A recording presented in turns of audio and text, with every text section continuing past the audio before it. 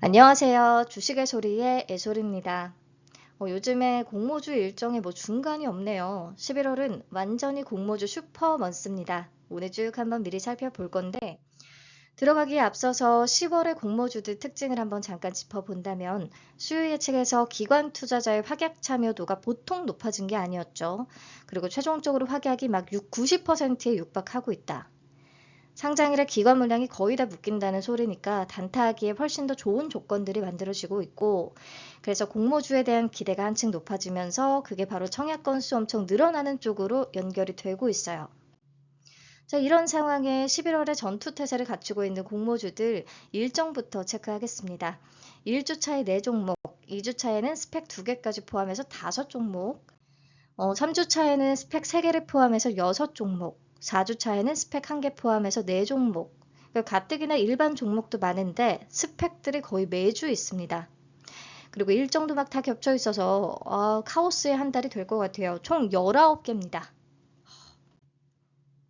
자, 볼 게 많으니까 이번 영상에서는 조건 위주로만 간단하게 체크를 할 거고요. 할 말 많으니까 바로 시작할게요.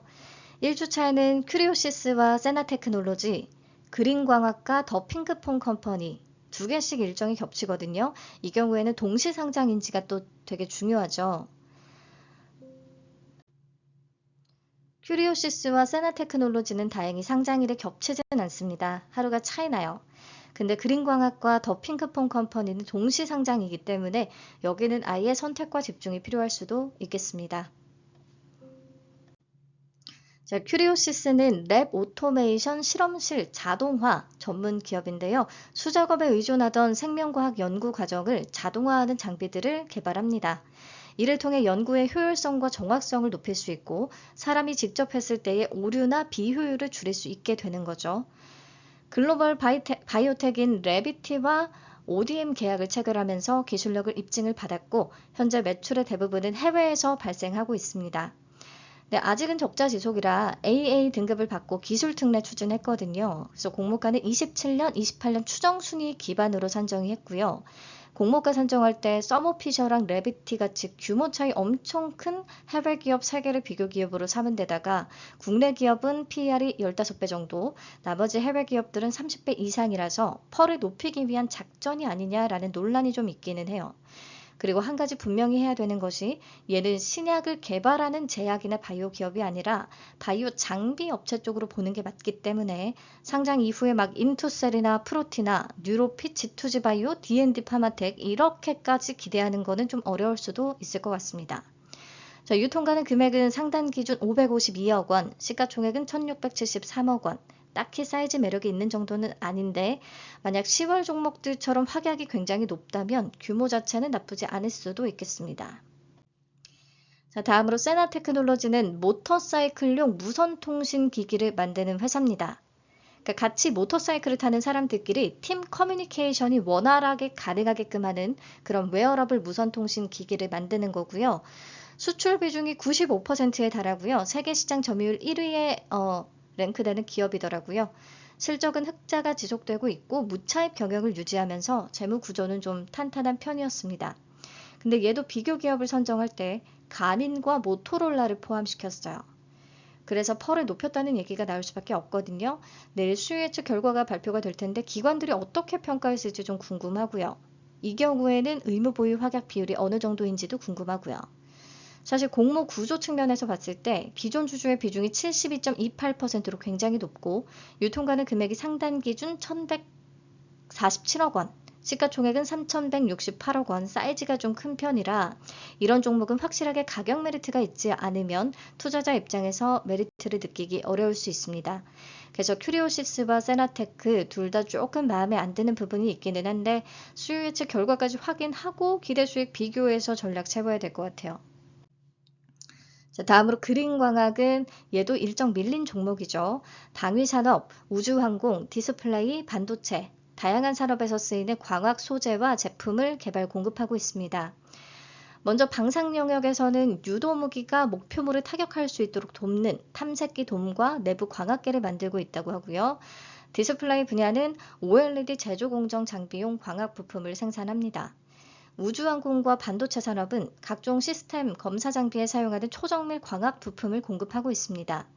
삼성 디스플레이와 LG엔솔을 비롯한 국내 대기업뿐 아니라 한국천문우주연구원 등 국가기관과 협업하면서 레퍼런스를 쌓고 있어요.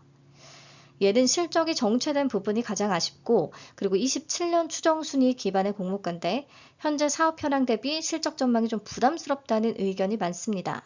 자, 사이즈 측면에서 유통 가능 금액은 683억 원, 시가총액은 1,872억 원, 딱히 매력적이진 않고요. 기존 주주의 비중이 53.12%면 적지도 않죠. 전체적으로 조금 애매한 감이 있는 것 같아요. 자, 1주차 마지막 종목은 더 핑크퐁 컴퍼니. 여기는 막 회사 설명이 따로 길게 필요 없죠. 핑크퐁과 아기사거 등의 캐릭터 IP 기반의 콘텐츠를 보유한 미디어 기업이라고 할 수 있겠습니다. 티니핑 IP를 가지고 있는 SMG 엔터와 유사한 비즈니스 모델을 가졌기 때문에 내용도 그렇고요. 그리고 밸류 측면에서도 비교될 수밖에 없겠는데요. 핑크퐁 컴퍼니가 공모가를 EV 에비타 방식으로 산출한 것에 대해 좀 의견이 분분하기는 해요. 우선 시가총액이 상단 기준 5,453억 원, 1조 원대 얘기 나오다가 거의 몸값을 방토막 내서 나온 거기는 한데 10월 29일 어제 기준으로 SAMG 엔터의 시가총액이 5,237억 원이었거든요. 이것보다 이미 높은 수준이기는 해서 과연 공모가 대비 상승 여력이 있을 것인지 SAMG 엔터의 펄을 적용해서 기대 주가 계산해 보는 게 꼭 필요하겠고요. 그나마 희망적인 건 인지도가 좀 높은 회사라는 거.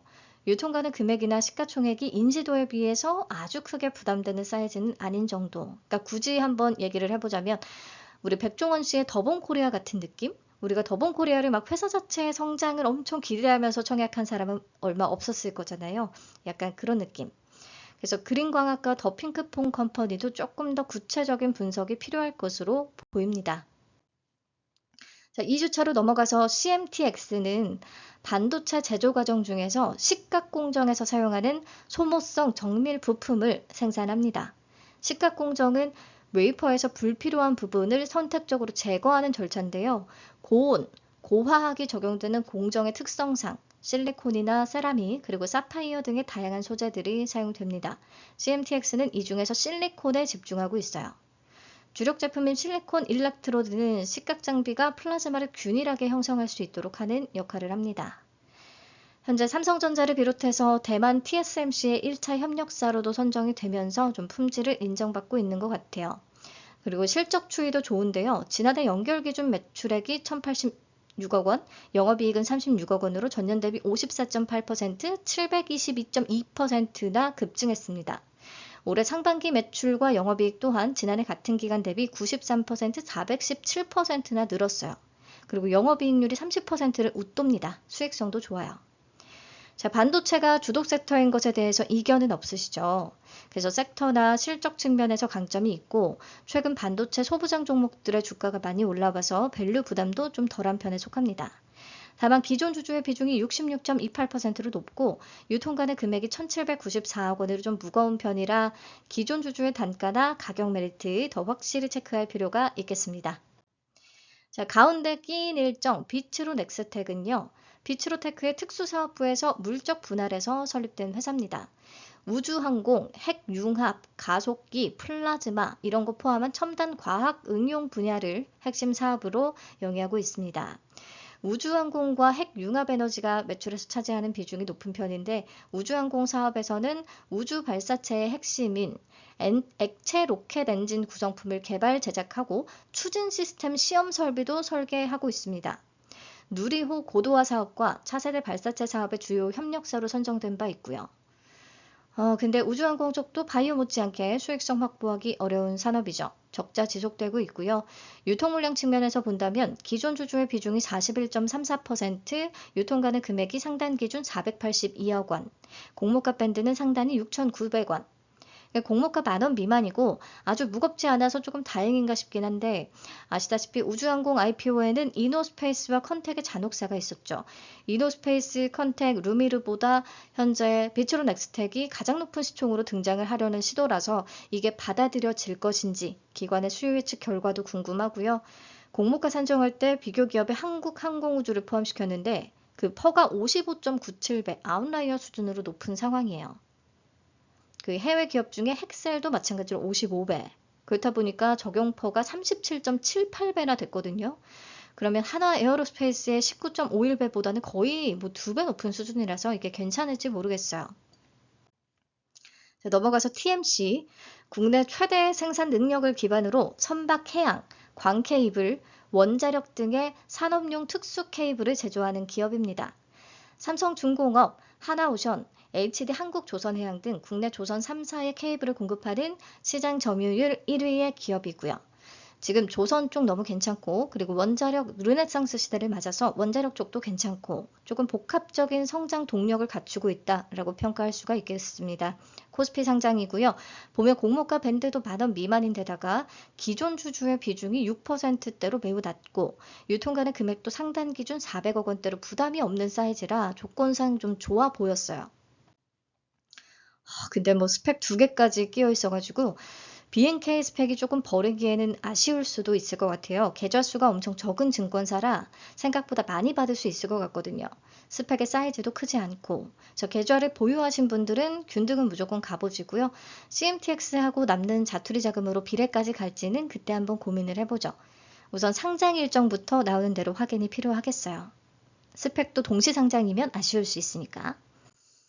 자, 그러면 일정에 따른 전략상 CMTX에 비례 청약을 하고 환불금으로 TMC 청약하는 게 무난한 기본 전략이지 않을까 생각을 하고 있습니다. 비추론 엑스텍 선택하는 것보다는 두 종목 비례 가는 게 좀 더 나아 보였어요. 자, 여러분 슬슬 집중력의 한계가 오고 있나요? 우리 남은 종목이 스펙을 포함해서 10개가 있거든요. 아무래도 1탄, 2탄 영상 나눠서 진행하는 게 좋을 것 같아요. 그러면 1탄에서 본 7종목 한 장으로 쓱 정리를 해서 봤을 때 섹터별로 매력적인 부분에 의명 처리를 해뒀거든요.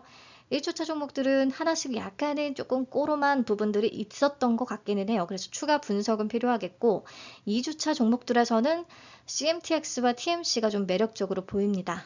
네, 여기까지 정리를 하고 잠깐 허리 펴고 쉬셨다가 2탄 이어서 바로 봐주세요. 제가 바로 업로드 해놨거든요. 2탄으로 찾아오겠습니다. 감사합니다. 뿅!